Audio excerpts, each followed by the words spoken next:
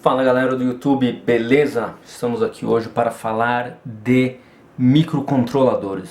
O que é isso e para que serve, tá bom? Galera, microcontrolador foi inventado para levar inteligência aos circuitos eletrônicos, para dar poder de decisão, trabalhar com os dados, olhar os dados e tomar decisão sobre as informações que eles estão coletando ao redor. Um exemplo. Temos aqui, ó, esse estabilizador de voltagem. Dentro do estabilizador de voltagem, nós temos esse circuito aqui, ó, tá?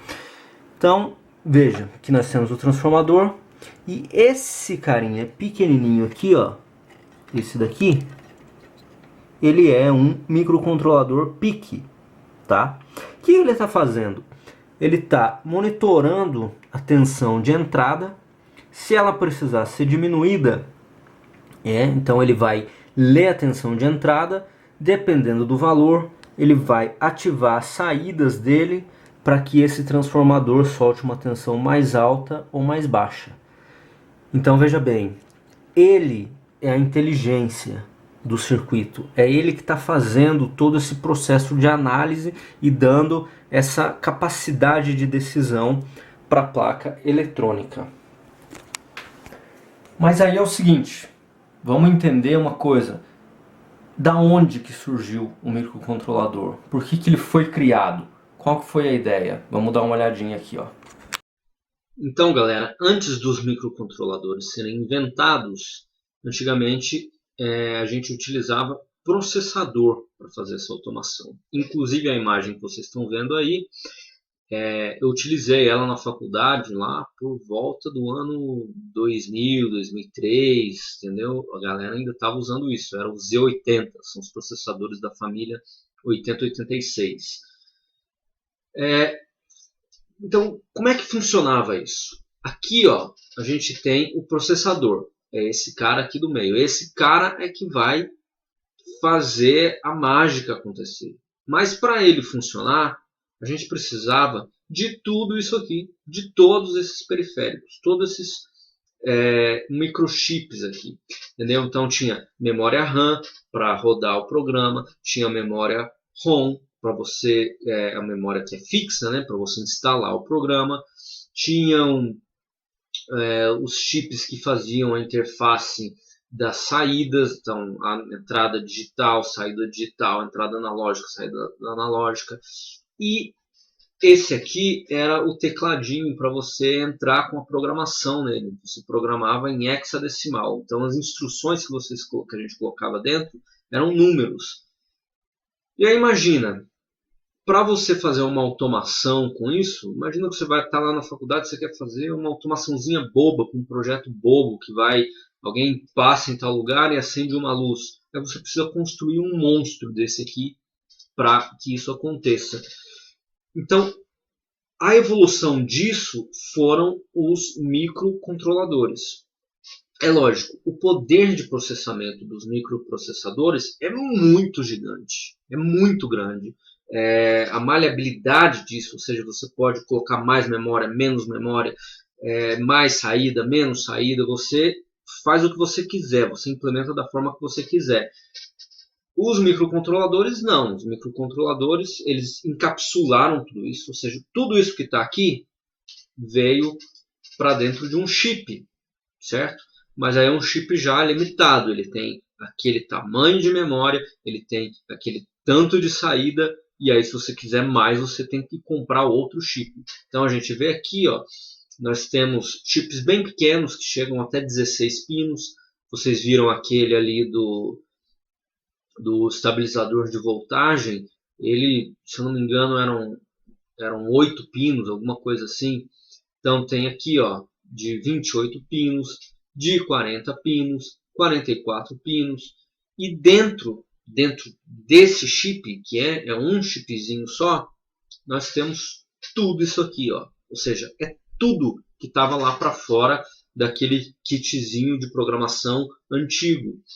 Então nós temos a CPU, nós temos a memória para o programa, tem oscilador, tem comunicação serial, tem os timers, tem as saídas e entradas que a gente configura da forma que quer, tem conversor, ou seja, tudo dentro daquele chipzinho para facilitar o desenvolvimento. Então nós vimos ali na mesa que nós temos duas marcas distintas de microcontroladores. Uma é a Microchip, que fabrica o PIC, que é super conhecido e que por sinal foi o pioneiro, tá? E ele no começo era conhecido muito por quê? Porque o software para você configurar, ele era gratuito. Então era uma linguagem de programação ruim, assembly, mas o software era gratuito e a Microchip queria simplesmente ganhar dinheiro produzindo e vendendo os chips. E aí entrou a Atmel, né? E a Atmel, ela também produzindo e vendendo os microcontroladores dela, mas ela inovou num segmento, que foi o quê? Ela criou um software legal para você programar. E era uma programação em C, então facilitava muito a programação em C. Você conseguia fazer mais coisa, mais fácil de programar com a programação em C. Mas aí tinha um problema também, porque ela limitou o software. Então você conseguia programar até uma certa porcentagem, acima de uma certa porcentagem, acima de um tamanho, você tinha que pagar pelo programa. Então, até um tamanho de programa era gratuito, acima você tinha que pagar. Mas, no meu caso, por exemplo, eu optei por começar a programar com Atmel porque era muito mais fácil programar em C do que em Assembly. Aí tamanha foi a reclamação dos consumidores da Microchip que eles desenvolveram um software para você conseguir programar o seu PIC, né? E eu utilizei esse software e até hoje acho que foi um dos softwares mais elaborados, mais gostosos de programar. É um poder de programação absurdo que tem esse software. É o MPLAB X. Cara, ele tem, além dele ser uma ferramenta muito poderosa em C, ele tem uma parte direcionada para o chip, para você acessar as memórias do chip, para você fazer debug, né? Debug é procurar erros na sua programação. Então, cara, é um software sensacional. Que a Microchip fez uma coisa legal. Ela deixou você poder usar esse software gratuitamente, mas para você conseguir usar algumas ferramentas, você tinha que ter uma licença. Então, assim, isso não te limitava em fazer nada. Você podia fazer tudo. Mas as bibliotecas desenvolvidas para facilitar você programar, você tinha que pagar. Então você tinha o software e você tinha que ter um compilador. O compilador era quem você comprava. Então, por exemplo, se eu compro um sensor e para comunicar esse sensor com um microchip na serial, você tem que fazer uma coisa meio complicada, tem alguns bits diferentes que você tem que ler. Então, assim, já tinha uma biblioteca pronta para fazer isso, mas se você não tivesse comprado, aí você tinha que programar na mão. Então isso desanimou um pouco, sabe? Porque, mais uma vez, a programação ficava mais lenta, né? Você tinha que começar a reinventar a roda, bem dizer. Mas isso, galera, eu estou dizendo assim, para gente que está no mundo amador, para gente que desenvolve por hobby. Porque se eu fosse um empresário, com certeza eu pagaria para ter essa ferramenta, pagaria para conseguir utilizar esse compilador, porque é sensacional. Já trabalhei em empresas que utilizavam esse configurador, esse software para programar, e é um negócio assim, fantástico, cara, é fantástico. Então, para a empresa, vale a pena, mas para a gente que não vai produzir nada, não vale a pena. Bom, mesmo tá tudo encapsulado, tá tudo pronto para usar, ainda não é tão simples, porque alguns microcontroladores você precisa instalar o cristal oscilador, né, para dar o clock dele, para ele ir executando as instruções no clock. E você precisa ter uma fonte, né, tratar ali a fonte que está alimentando o circuito. E para utilizar o microcontrolador, você precisa fazer uma configuração, que é a configuração dos registradores dele, que basicamente é dizer que oscilador que você vai usar, qual a velocidade, o que são as portas e mais um monte de coisa. E eu confesso assim, quando eu comprei o meu primeiro PIC, eu tive que copiar um programa e jogar lá dentro porque eu não estava conseguindo nem iniciar a programação. E isso acontecia com todos, tanto com a Atmel quanto com o PIC. E aí entra um player no cenário que desbancou tudo isso e hoje, no mundo amador, ele está dominando. Inclusive, fez com que aquela minha placona, que custou quase R$500, eu colocasse ela na gaveta e guardasse, esquecesse dela. Quem que é esse cara? Arduino, minha gente. O Arduino ele foi criado por uma universidade, a Interaction Design Institute. Ela é uma universidade lá no norte da Itália, na cidade de Ivrea. E qual que foi a ideia deles? Eles disseram o seguinte: nós queremos uma placa, né, um microcontrolador, mas a gente quer montar uma placa que a pessoa que vai programar não tem que se preocupar com nada, é só espetar lá e programar. Então todas as configurações para que o microcontrolador consiga receber a programação já tem que estar lá dentro. E toda a parte eletrônica necessária para fazer isso já tem que estar lá dentro também. Para quê? Para que pessoas que não tenham conhecimento de eletrônica e tenham um conhecimento limitado de programação consigam produzir, consigam programar. E foi fantástico, porque foi isso mesmo que aconteceu. Então eles desenvolveram a parte de hardware. O primeiro PIC criado foi esse aqui, o Arduino Uno. Eles utilizaram o microcontrolador da Atmel. Então aqui é um microcontrolador bem pequenininho. E tá vendo? Ó? Então aqui ele tem um gerenciamento de energia dele, o oscilador.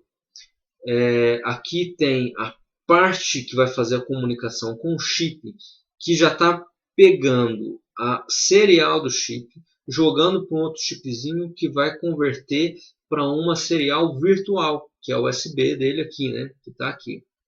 E já disponibilizaram todas as entradas e saídas dele de uma maneira fácil para você acessar.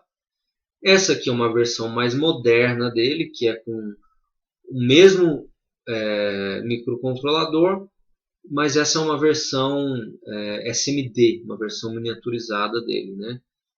Tá aqui. E aí, com o tempo, ele foi se modernizando, criaram também um software, né? Esse é um software gratuito, cheio de exemplos, praticamente tudo que você vai fazer já tem um exemplo pronto. E aí você pega o exemplo e só altera um pouquinho o exemplo para ele encaixar na sua aplicação. E aí ele foi ficando tão popular, tão popular, tão popular, que eles começaram a utilizar microcontroladores mais potentes. Então nesse caso aqui, ó, é o Arduino Mega, é um microcontrolador gigantesco. Olha isso, gente. Ele tem mais de 52 saídas. Ele tem 13 pinos para fazer controle. Ele tem 1, 2, 3, 4, 5, 6, 7, 8 portas seriais. Tem 15 canais analógicos. É um monstro. O cara é um monstro, meu. E a quantidade de pino digital. Então, assim, tem muita memória dentro dele. É uma coisa sensacional. E ele acabou com o PIC. Ele assassinou o PIC da minha vida. Eu não consigo mais utilizar o PIC. Né? Até por isso que vocês viram ali em cima da mesa, eu estou hackeando o Arduino Mega dentro daquela placa lá do PIC para eu conseguir utilizar os periféricos, porque a placa é muito boa, aquela placa que eu tenho. Uma outra coisa interessante é que todo hardware ele é open source, ou seja, não tem segredo dele. Então é tudo aberto, todas as informações disponíveis para você conseguir montar o seu, para você conseguir melhorar a placa, para você conseguir adaptar ela. E a mesma coisa o software que você usa para programar, que também é open source, você consegue alterar, mudar, fazer o que você quiser nele. Não tem uma empresa que é dona e aí você tem que pedir para alterar as coisas. E uma coisa legal que eu esqueci de mencionar é que o Arduino se tornou essa plaquinha que você está vendo. Já o PIC e até o Atmel antigo, como é que era o processo? Você tinha um software para programar, você tinha que ter um software para compilar. Então, era um que programava, um que compilava. Aí você tinha que ter uma plaquinha para gravar o microchip, né? Para gravar no microcontrolador, e a plaquinha para rodar o microcontrolador. Tudo isso foi agrupado aqui. Então, esse software do Arduino, ele já faz tudo, ele compila, ele conversa com a placa, e a plaquinha já faz a interface com o chip e já permite que você acesse ela e descarregue no microcontrolador sem precisar fazer nada. Então, tá aí a facilidade. Hoje o Arduino tem uma comunidade muito grande de pessoas que estão produzindo conteúdo. Então tem o site oficial do Arduino, que tem todos os softwares, tem os produtos, se você tiver com dúvida nas funções que você vai usar de programação, aqui eles respondem, tem fórum. Então assim, não tem pergunta que você não consiga responder, não tem aplicação que esteja desenvolvida, então é só pegar e ir juntando os pontos, juntando o que a galera já produziu para você produzir algo a mais. É uma coisa muito interessante, muito legal, que facilita demais a desenvolver projeto. Em contrapartida, nós temos uma coisa legal do PIC também, né? Então, assim, eu fiz uma pós-graduação esses tempos atrás e aí a gente estava numa aula de fazendo automação utilizando o microcontrolador. Então o PIC ele tem essas plaquinhas compactas que já está tudo nela. E isso é muito legal. Então, por exemplo, aqui dessa placa pequenininha, você está vendo, tem botão, tem potenciômetro, tem os LEDs, já tem uns pinos para externar a saída, tem entrada já que você só encaixa o display. Então isso é legal porque se você quer programar rapidinho e testar uma saída, cara, o LED já está ali, já está pronto, está funcionando. Você não precisa se preocupar em ter um protoboard, espetar o LED, não sei o que, botar o fio que liga na placa. Não, já está tudo pronto.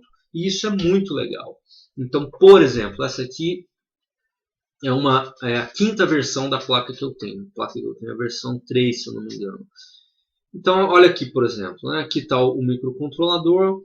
Então você tem teclado, você tem display de 7 segmentos, tem esses LEDs aqui para você usar, tem entrada para display LCD, tem essa de baixo aqui, é display de cristal líquido, saídas de potência. Essa parte aqui é muito legal, que tem um resistor embaixo que funciona como um aquecedor, tem um sensor de temperatura e o ventilador.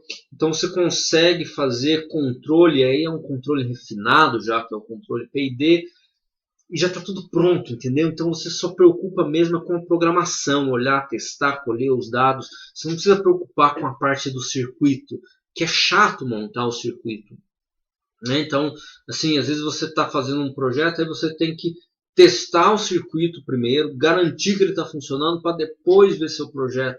E aqui não, aqui você já sabe que está funcionando, só descarrega o software.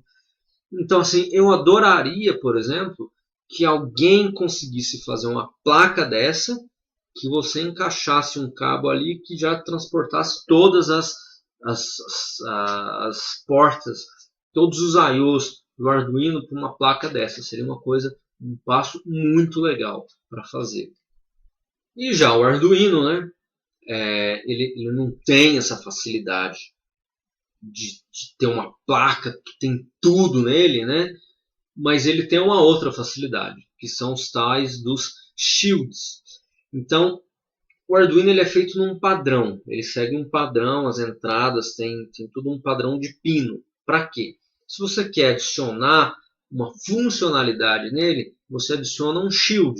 E aí você vai plugando uma em cima da outra. Então olha aqui, por exemplo, aqui tem um Arduino Uno. Aí no meu caso, por exemplo, eu uso um shield Ethernet. Então eu plugo em cima e vou ter disponibilizada a saída para a internet. Aí tem, por exemplo, esse shield aqui para controle de motor. E tem muito. Aí o bom do Arduino é isso, gente. Tem muita coisa. Tudo que você imaginar tem. Está pronto. É só comprar, espetar e pegar o código pronto. Porque o código também está pronto. As pessoas desenvolvem a placa e desenvolvem o código para você já conseguir usar. Não ter que ficar perdendo tempo tentando decifrar como utilizar. E é uma outra coisa muito legal que o Arduino tem, é uma vastidão de sensores. Eu particularmente tenho uma coisa que eu gosto de fazer, que é entrar em sites que tem bastante coisa de Arduino. Aí eu vou lá na parte de sensor e vou navegando só para ver o que existe de sensor. Né? Só para conhecer, para a cabeça ficar processando assim. Pô, tem sensor disso, daquilo, para fazer um projeto assim, assado. Então, cara, tem sensor de posição, tem sensor de temperatura, tem sensor de gás, tem sensor de luz, tem sensor de tudo, de tudo, de tudo que você imaginar. É muito sensor. Olha isso. É muito, muito sensor. E aí o Arduino tem uma coisa muito legal também, que é o IoT, que é a internet das coisas. Então ele tem módulos para você se comunicar com a internet, né? Que no PIC eu não lembro de ter visto isso. Pode ser que tenha, mas assim eu estou tão dentro do mundo do Arduino que eu esqueci do mundo do PIC. Então tá ali, tá pronto. Essa plaquinha aqui, por exemplo, é uma que eu uso muito. Espeto ela lá, coloco na internet e consigo fazer aplicações com o meu PIC na internet. Tem essa placa aqui que eu não conhecia. Tem um primo aí que conhece legal também Arduino e ele me falou dela, uma placa super barata, acho que é R$30. Essa aqui também é R$30. Então você tá aqui, ela é grande, tem bastante memória, então você consegue fazer bastante aplicação para a internet. O ruim é o seguinte, quando você começa a trabalhar com o mundo da internet, aí o PIC já precisa ter mais poder. Então ele precisa ter mais memória, a internet ela ocupa mais espaço, mais processamento. E aí com essa demanda maior, o microcontrolador ele meio que ele se limita. Ele chega num ponto em que se você for focar em desenvolver coisas para a internet, aquela ideia dele de facilitar o desenvolvimento, ela acaba. E aí ela começa a ficar mais complicada. E para isso, apareceu uma outra coisa que é espetacular. Seria o Arduino da internet. O nome dele é Raspberry Pi. Raspberry Pi ele é uma miniatura de computador. Tá? Então, esse é o tamanho dele, ele cabe na sua mão. E dentro dele, você tem um sistema operacional rodando. Então, podem ser vários sistemas operacionais. O sistema operacional oficial é um Linux que roda dentro dele, é uma versão de um Linux. Então, você utiliza todas as facilidades de desenvolvimento do Linux para programar. E você também pode colocar Android, pode colocar várias coisas dentro dele. Né? O que a gente tem na placa do Raspberry Pi? Então, na última versão da placa, que é o Raspberry Pi 3, nós temos 4 portas USB. Nós temos uma porta física RJ45, né, para a internet. Temos saída de áudio e vídeo. Entrada para uma câmera. Ele tem uma câmerazinha que é dele lá, que você espeta ela aqui, uma webcam. Mas eu tenho quase certeza que você pode espetar o webcam aqui também e utilizar uma webcam USB sua. Tem saída Full HD, a entrada para energia. Isso aqui, ele tem um display touchscreen, que é uma miniatura de um display assim. Então você também consegue colocar ele lá, seria como se você estivesse acessando uma tela touchscreen do computador.